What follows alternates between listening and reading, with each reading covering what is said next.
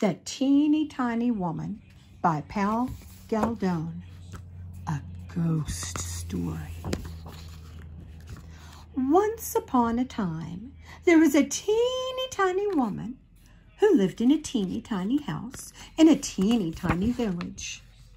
Now one day this teeny tiny woman put on her teeny tiny bonnet and stepped out of her teeny tiny house to take a teeny tiny walk.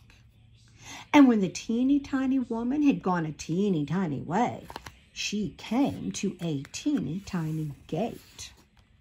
So the teeny tiny woman opened the teeny tiny gate and went into a teeny tiny churchyard. And when the teeny tiny woman had gotten to the middle of the teeny tiny churchyard, she saw a teeny tiny bone on a teeny tiny grave. And the teeny tiny woman said to her teeny tiny self, "This teeny tiny bone will make me some teeny tiny soup for my teeny tiny supper." So the teeny tiny woman put the teeny tiny bone into her teeny tiny pocket and went home to her teeny tiny house. And when the teeny tiny woman got back to her teeny tiny house, she was a teeny tiny bit tired. So she went upstairs to her teeny tiny bedroom. The teeny tiny woman got into her teeny tiny nightgown and put the teeny tiny bone into a teeny tiny cupboard.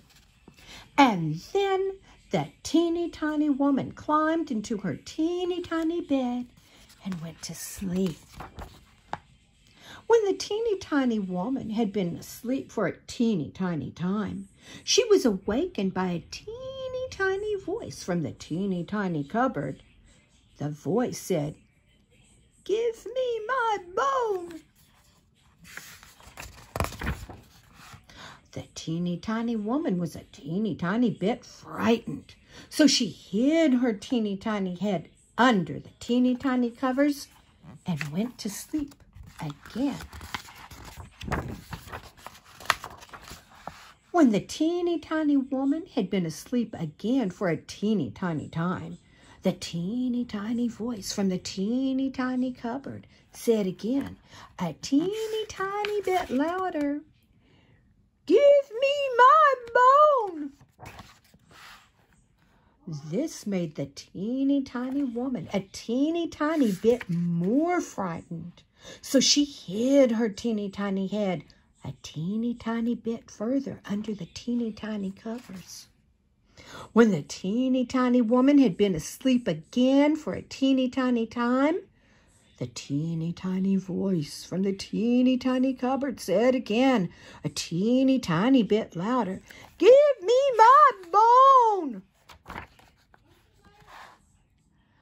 This made the teeny tiny woman a teeny tiny bit more frightened.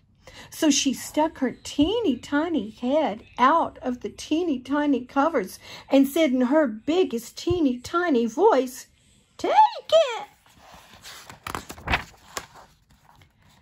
And after that, she put her teeny tiny head back under the teeny tiny covers, and all was quiet.